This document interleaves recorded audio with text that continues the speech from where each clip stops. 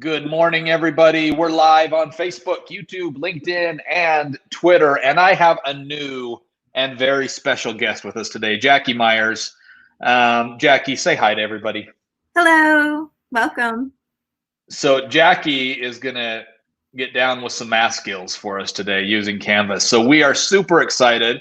We've already got a good sized crowd and people from all over. Sherry, Lisa, Bob, Michael, Laura, Bruce, Emily, Jennifer, Amy, anybody else who's here already. Cindy, Lisa, so glad to have you. Thanks for joining us. We're going to jump right in. I know you're already tired of hearing from me and you've only listened for about 20 seconds. So let's get on to the real pro. Jackie, take it away and we'll ask questions. Feel free to ask any questions throughout in the comments and we'll take them. Thanks, everybody.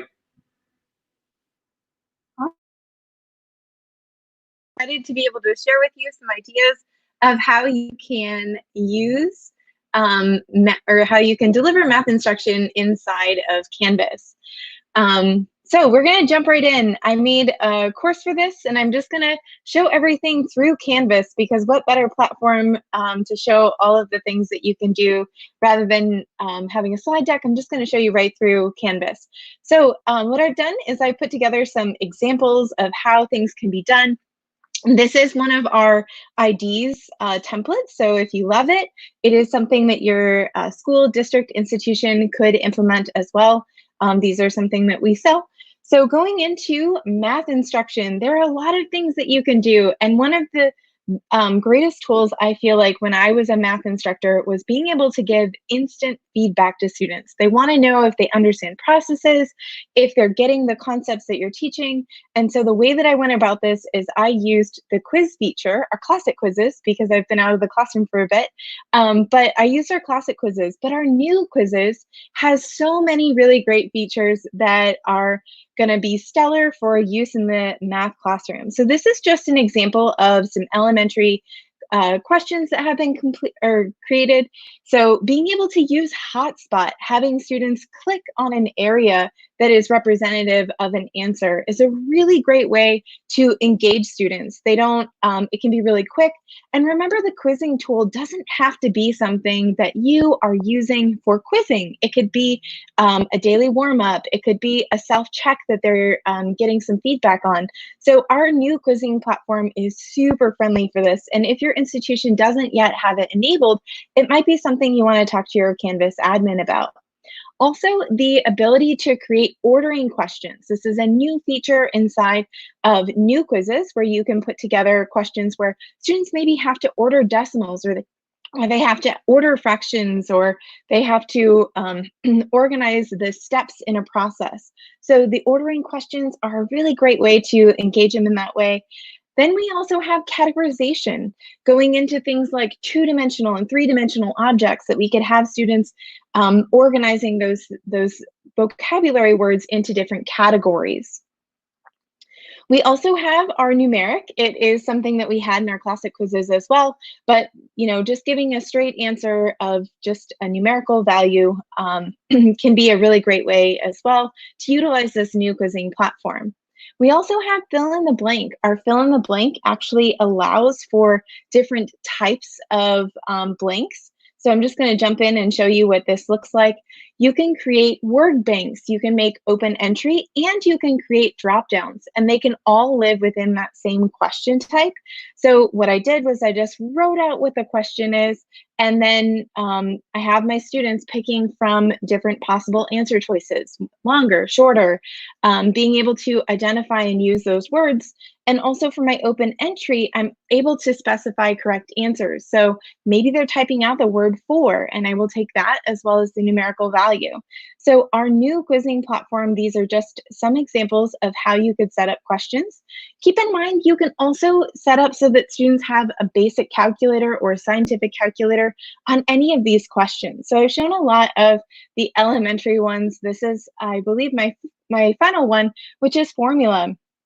Formula questions are a way for you to differentiate the questions for students. So quickly being able to identify variables and make those variables something that is going to have, that's going to differ from each student. So in this case, I set up my problem. The difference with the formula questions from our classic quizzes is that you use backticks.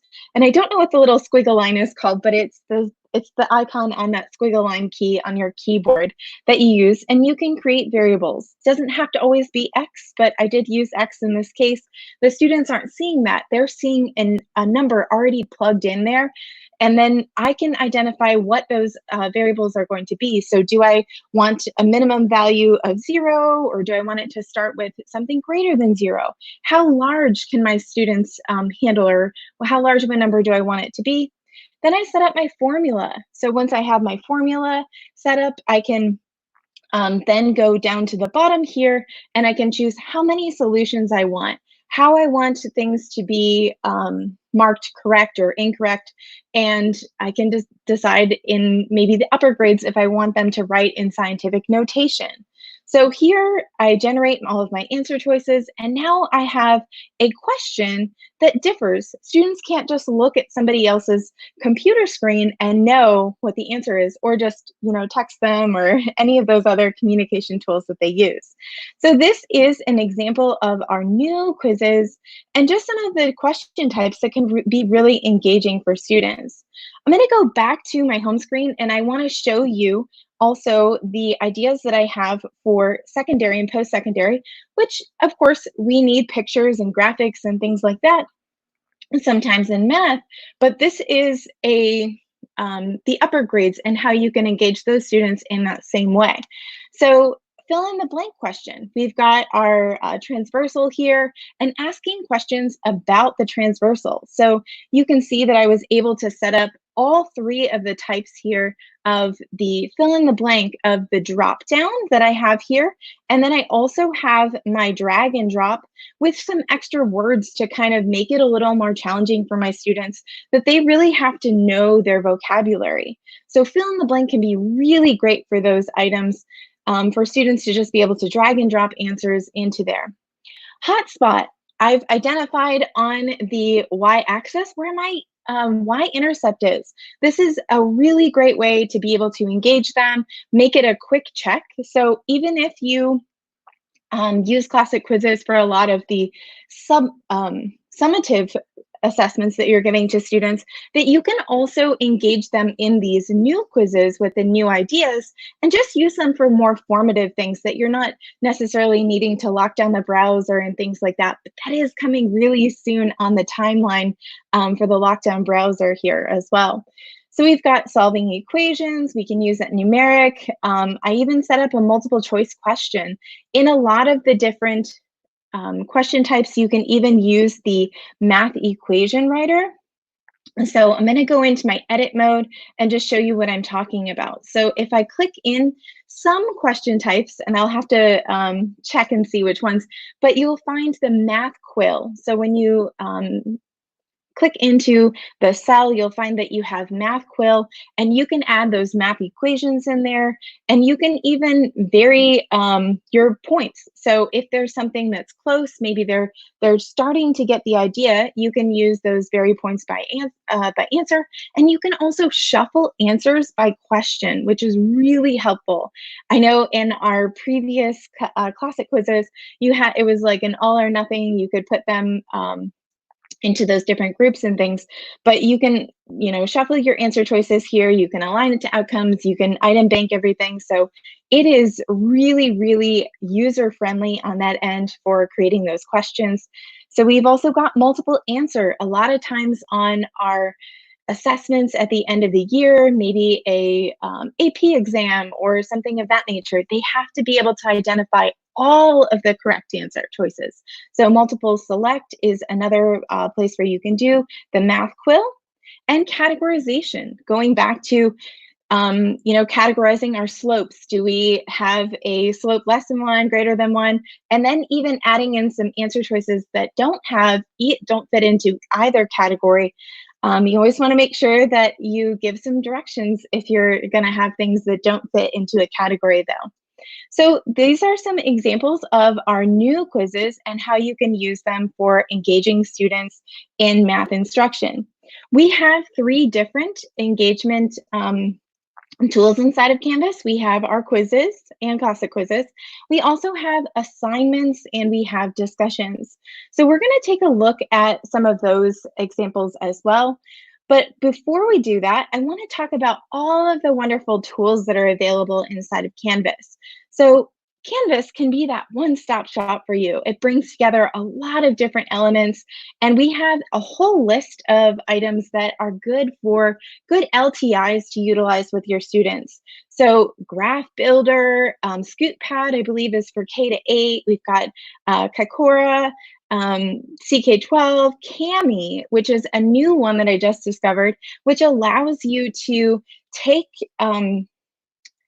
something in PDF form, and just like our cloud assignments, if you have Google integration or you have a Google account, you can take something that is in PDF format with Kami, and you can make it so your students can annotate on it, which would be super helpful for all of those resources that are provided by our textbook and textbooks and different elements that we already have.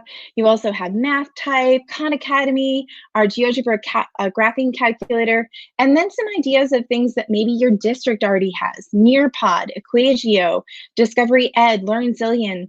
I really love Nearpod and the way that you can have all of the scores even pass back inside of Canvas. Same with CK12, it allows you to pass back those scores and to show that performance of how students are doing through those different tools. So those are a couple of the LTI tools. I'm going to take a deeper dive and we're going to look into some of those tools. So here is an example of how GeoGebra graphing calculator has been used inside of Canvas.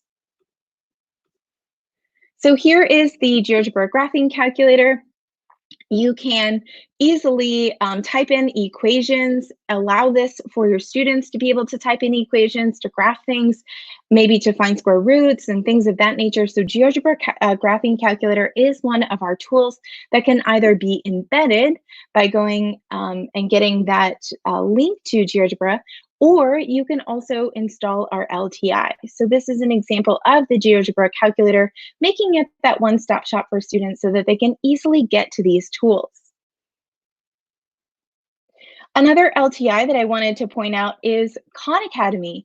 All of the different videos and things can easily be added into Canvas. And if you haven't heard, Saul Khan is going to be one of our keynote speakers at our Canvas Con online event that's coming up. So I really loved that we were able to, bring in these videos and to engage students through video here.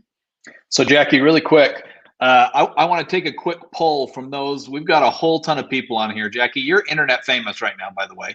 So congratulations. I want to hear anybody that's watching us who is joining us on October 15th. October 15th is CanvasCon Online. Jackie just mentioned Sal Khan as one of our keynoters. It is free, completely free. The content is going to be off the hook incredible. So if you haven't signed up yet, I will drop a link in there right now.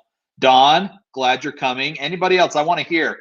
Get those fast typing fingers. Emily, good to hear. I want to see everybody who's coming. And LeVar Burton, you're right, Janiyah.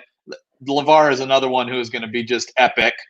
We simply didn't bring him up because we were talking about Khan Academy. But so awesome. I'll put a link in there. If you haven't signed up yet, sign up right now. Another question for you, Jackie, before you keep going. Somebody had asked, you don't happen to have this in the Canvas Commons, do you? I don't. Sorry. However, anybody who has questions about that, Jackie is part of our learning services team, and they would be happy to hook you up with people. Shoot them a note. What's the email address they can reach out to learning services with, Jackie? learningservices@instructure.com. Awesome. Okay, with that, I'm going to stop talking again. Don't worry. Jackie, back to you to keep giving us some insights. Awesome. Thank you. In addition to those LTI tools that easily are integrated into Canvas, where you can just add the apps, we also have a lot of things that you can bring in with embed codes and really engage students. HP5 allows you to create those embedded files that you can put in. Quizlet, Nearpod, Equagio, which is something that you can use within Google Docs. the National Council of Teachers of Mathematics has a whole set of virtual manipulatives on the illuminations. We've got the virtual manipulatives that I pulled up. We also have Phet Simulations. There are so many really great things, Answer Garden, and I just discovered Jamboard, which I'm starting to really love for the digital remote teaching. I think it would be a really cool way to engage students.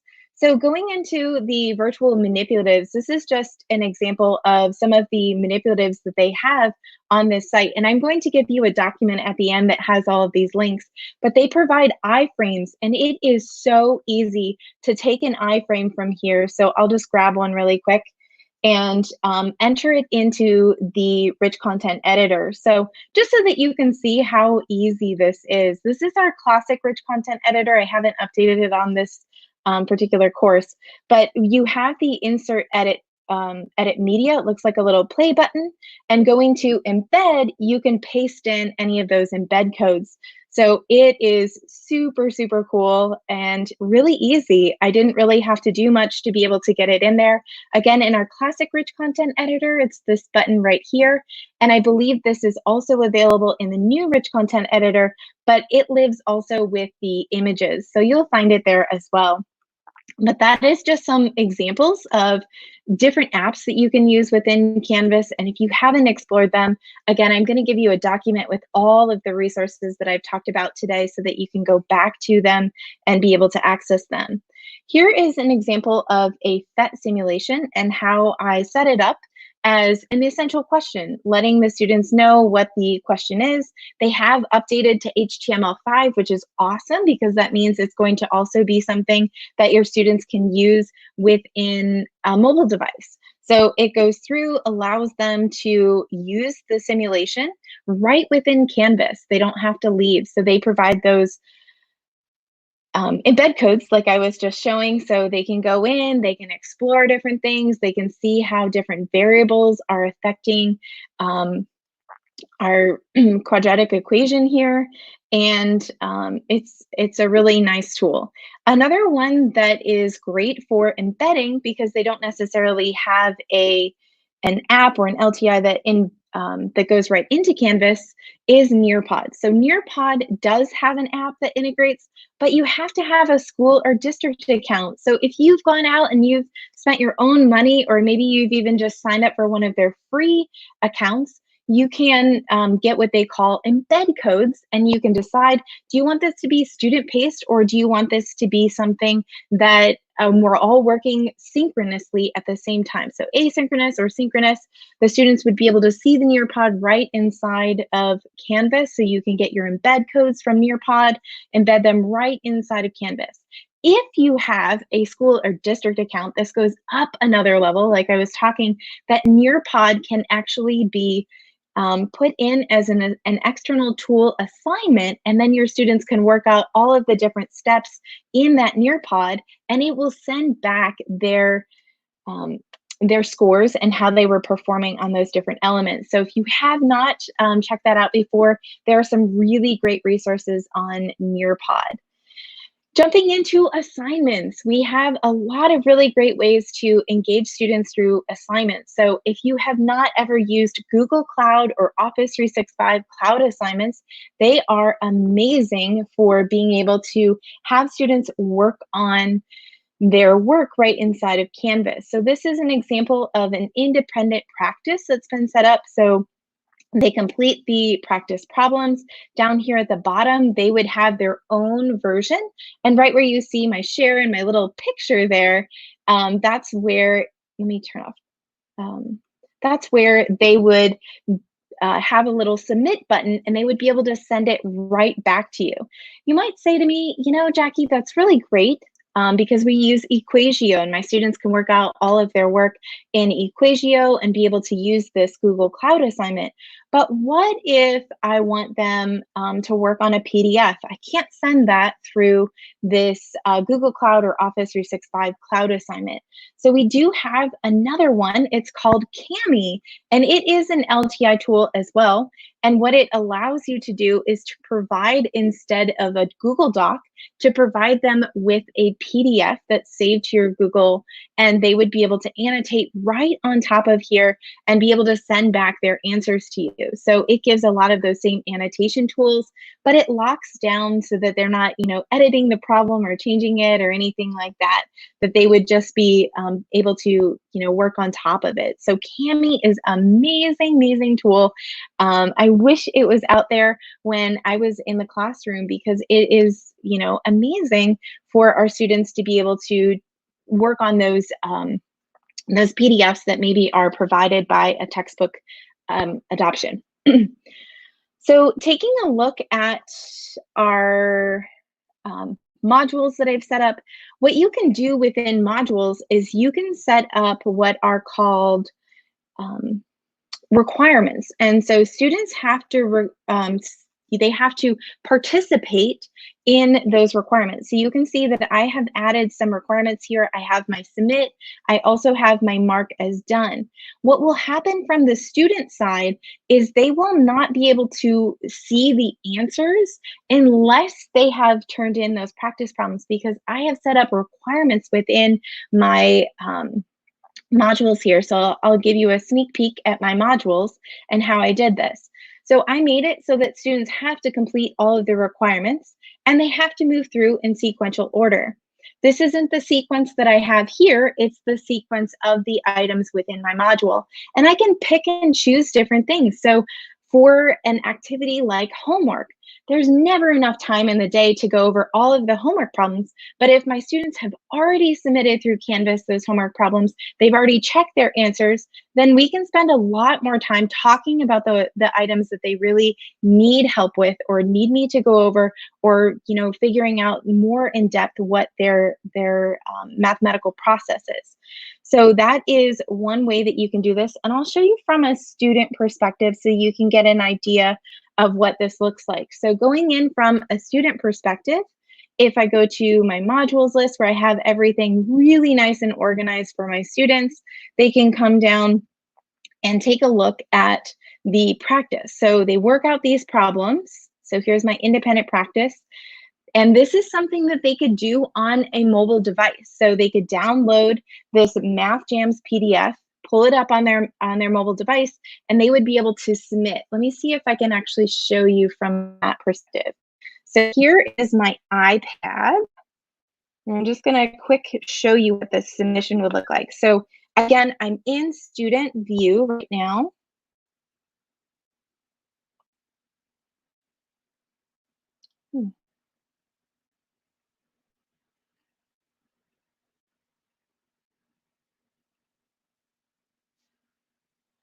And it doesn't seem to be picking up my iPad. See if we can't get it to connect. But basically what the students would be able to do is they would be able to pull up that PDF and they can work right on a mobile device. So one of the really cool things about using mobile with students is that they have this ability to pull up all of the elements right on their screen, and then they can participate in them. So the one that I was looking at is this independent practice.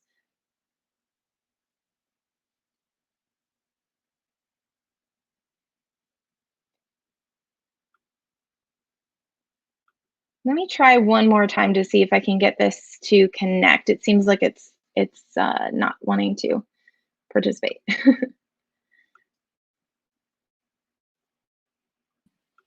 While Jackie's trying to pull that up, I just dropped in the comments, you'll see a resource guide there that Jackie was awesome enough to pull together for you that showcases those free LTIs, the paid LTIs, embedding content, some different engagement ideas. So take a look at that. All right, it doesn't seem to want to work. I apologize, but I was really hoping to show that I had it working just fine earlier, but technology.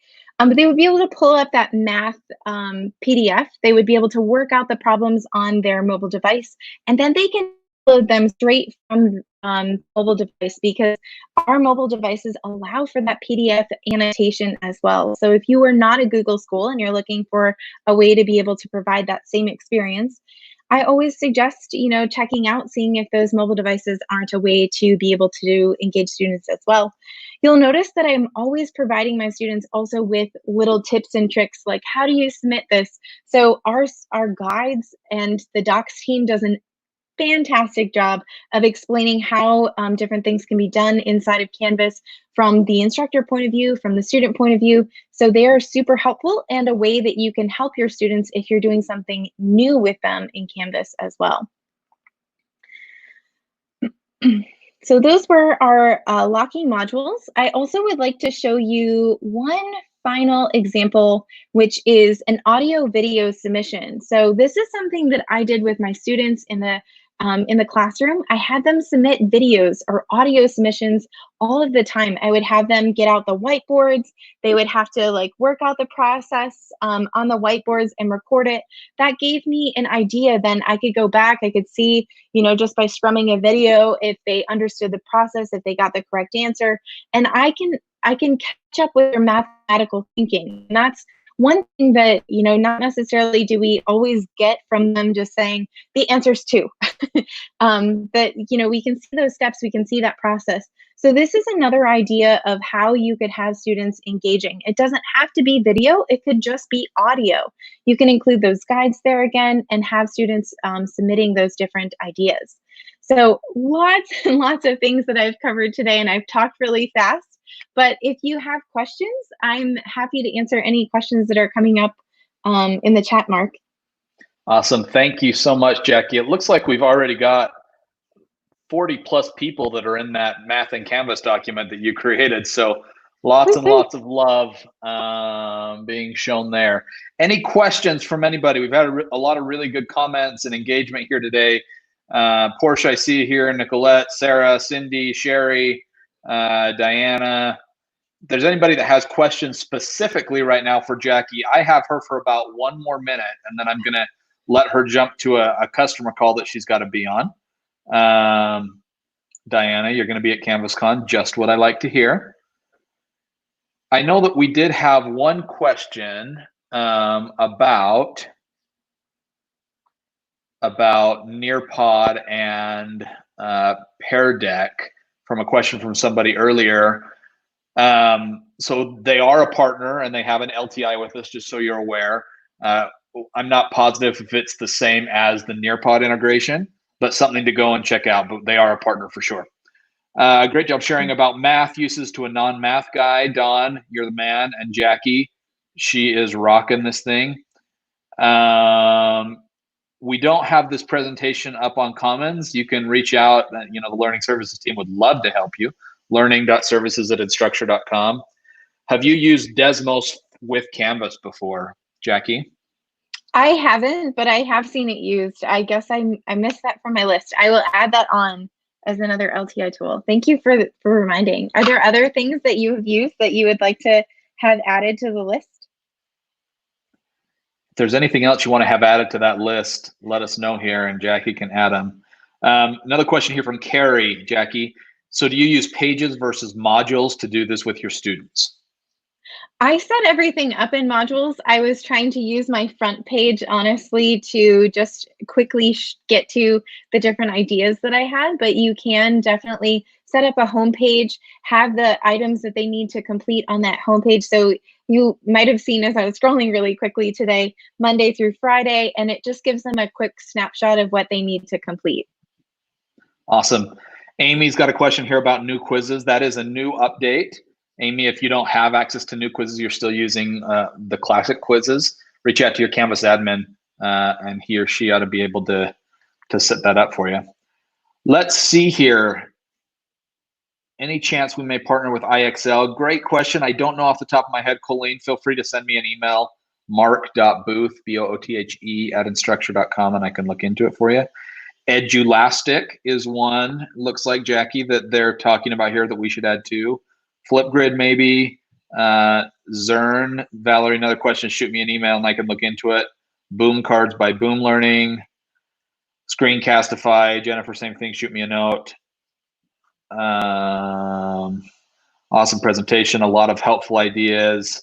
Seeing how it was used was really helpful. Agree, Amy. Boom Cards is another one that's being brought up. Awesome comments, everybody. David, great question. Biggest advice to push back against plagiarism and cheating. Any comments there, Jackie? I think that those formula questions were really the ones that taught my students the most about trying to cheat. I used to take them to the lab every week, and I had a student come tell me that the person next to him got the answer correct, he got it wrong, and he wanted an explanation as to why that was. And I said, because you answered the question on his screen and not the one on yours. So I think that those formula questions can be a really great way to kind of make sure that there's differentiation in a really easy way for you. Love it. Okay, with that, everybody, I am so sorry, but I have to let Jackie go so that her boss doesn't call me and say, Mark, you let her stay on there too long. Thanks again for joining us. Thank you. We are actually, I'm going on vacation, everybody, so we are not having live streams in the next few days, but we'll see you next week. Reach out to me with any questions and we'll chat soon. Thanks, everybody.